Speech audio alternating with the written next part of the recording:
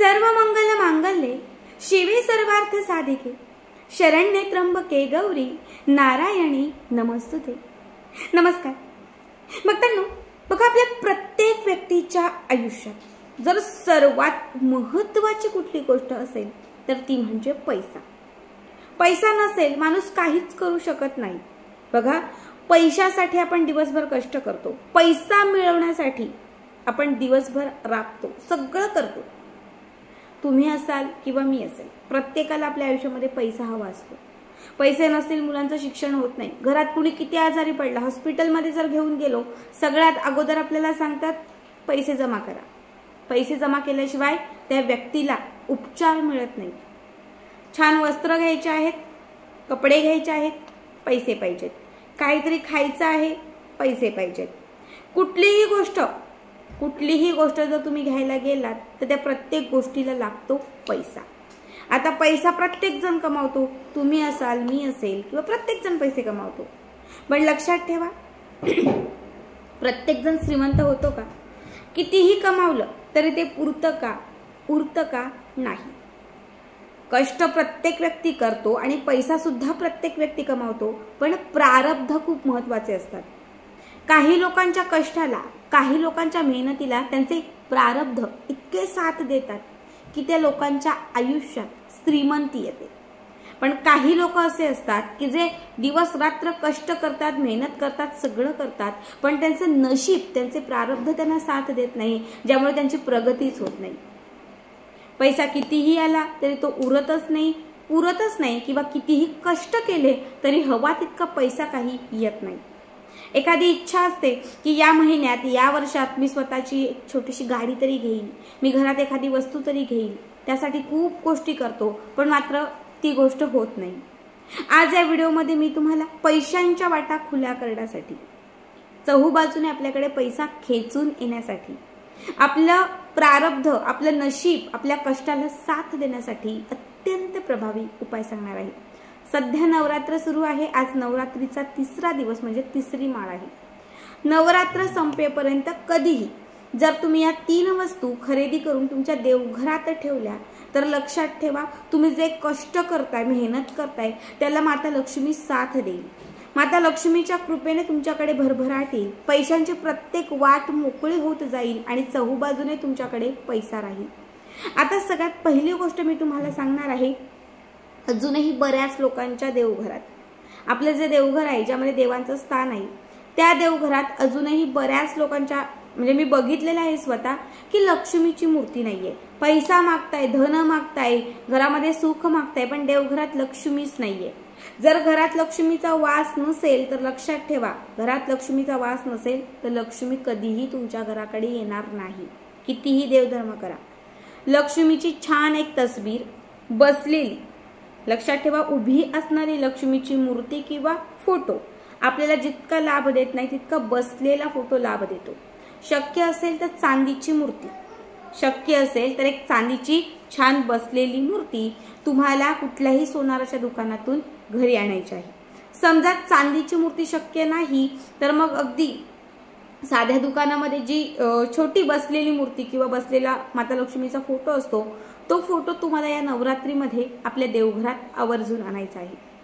हा बसलेला फोटो नेहमी तुमच्या कष्टाला आणि मेहनतीला नशिबाची साथ मिळवून देईल। ही लक्ष्मी नेहमी तुमच्या घरामध्ये स्थिर राहील। दुसरी जी गोष्ट आहे ती म्हणजे, बघा, नवरात्रीमध्ये सगळ्यात जास्त महत्त्व दिलं जाते ते तांबूलला। तांबूल, विड्याचं जे पान असतं, त्या विड्याच्या पानामध्ये वेगवेगळे पदार्थ भरले जातात आणि त्याचा एक विडाच तयार केला जातो, पण त्याला तांबूल असं म्हणतात। नवरात्रीच्या या 9 दिवसांमध्ये एकदा तरी हा तांबूल तुम्ही देवघरात ठेवला। तुमचं जे देवघर आहे, घट असो, घट नसो किंवा अजून काही, कुलदेवी असो नसो, पण एक तांबूल नवरात्रीच्या कुठल्याही दिवशी तुम्ही देवघरात जर ठेवलं तर तुमच्याकडे, तुमच्या घराकडे, तुमच्या घरातील प्रत्येक व्यक्तीकडे लक्ष्मी कायम प्रसन्न राहील। कारण लक्ष्मीला प्रसन्न करणारी वस्तू जर देवघरात तुम्ही ठेवली, दैवी शक्ती जवळ ठेवली, तर ती दैवी शक्ती तुम्हाला साथ देईल, जागृत होईल, प्रसन्न राहील आणि तुमच्या ज्या काही इच्छा असतील त्या इच्छा या नवरात्रीत माता लक्ष्मी आवर्जून पूर्ण करेल।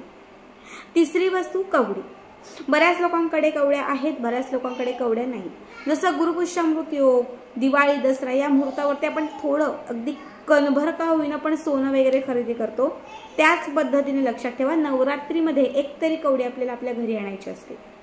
1, 2, 5 तुम्हाला जेवढ्या कवड्या घ्यायच्या तेवढ्या कवड्या दुकानातून खरेदी करायच्या, त्या आपल्या देवघरात आणायच्या.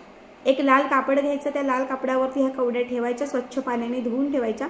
प्रत्येक कवडीवरती हळदी कुंकू अक्षदा अर्पण करायच्या, धूप दीप दाखवायचं. या कापडाला गाठ मारायची आणि कवड्यांची जी पोटली तयार केलेली आहे ती नवरात्रीचे 9 दिवस संपेपर्यंत देवघरातच ठेवून द्यायची. ही पोटली नवरात्र संपल्यानंतर सुद्धा तुम्ही देवघरात ठेवू शकता, सोबत ठेवू शकता, कपाटात ठेवू शकता, तिजोरीत ठेवू शकता, जिथे तुम्हाला हवी तिथे तुम्ही ही पोटली ठेवू शकता. ही पोटली नेहमी तुम्हाला धन धान्य यामध्ये बरकत आणून देईल. तुमच्या ज्या काही प्रगतीच्या वाटा आहेत त्या खुल्या करून देईल. तुमची जी काही इच्छा असेल ती इच्छा पूर्ण करून देईल. लक्ष्मीला नेहमी तुमच्याकडे प्रसन्न ठेवेल.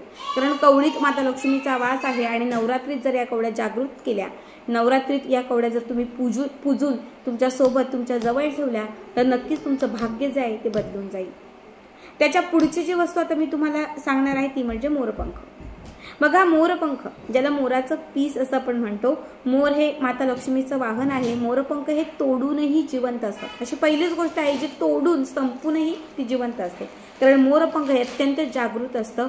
या नवरात्रीच्या 9 दिवसात कधीही कुठेही तुम्ही जर गेलात तर तिथून जर तुम्ही जे देवीच्या ठिकाण असतात तिथे ओट्या भरायला वगैरे गेलात, आपण जातोच तिथे जर तुम्ही गेलात आणि जर तिथे तुम्हाला असं मोराचं पीस असतंच बहुतेक देवीच्या ठिकाणी, तिथे जर मोराचं पीस तुम्हाला भेटलं तर ते मोराचं पीस तुम्हाला घरी घेऊन यायचं आहे.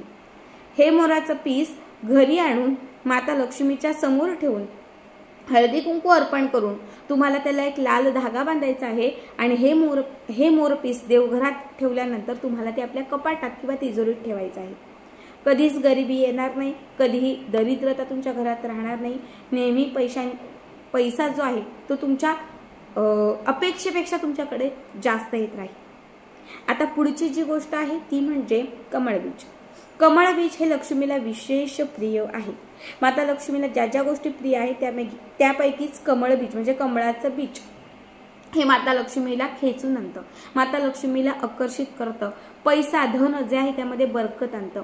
एक कमळबीज तुम्हाला बाजारातून या नवरात्रीमध्ये कधीही आपल्या घरी आणायचं आहे. आणलेलं कमळबीज जे आहे ते तुम्हाला नवरात्र संपेपर्यंत हळदीच्या पाण्यात ठेवायचे. फक्त हळदीचं पाणी करा, एका वाटीमध्ये पाणी घ्या, त्यामध्ये हळद घाला, अर्धा 1 चमचा. हळदीच्या पाण्यामध्ये हे कमळबीज ठेवा. लक्षात ठेवा, नवरात्र संपल्यानंतर हे कमळबीज त्या हळदीच्या पाण्यातून काढा, स्वच्छ पाण्याने धुवा आणि कायम आपल्या पाकिटात किंवा पर्समध्ये ठेवा. कधीही कोणाकडे पैसे मागण्याची, उसने पैसे मागण्याची, कर्ज घेण्याची किंवा कोणाकडेही पाय पसरण्याची, हात पसरण्याची वेळ येणार नाही. बघा, खूप साध्या सोप्या गोष्टी तुम्हाला मी सांगितलेल्या आहेत. यापैकी एक जरी गोष्ट तुम्ही आणली आणि एक जरी गोष्ट या नवरात्रीत तुम्ही देवघरामध्ये ठेवली, खूप जास्त भाग्योदय होईल, मनातील इच्छा पूर्ण होईल, जे हवं ते तुम्हाला प्राप्त होईल. नक्की हा उपाय करून बघा.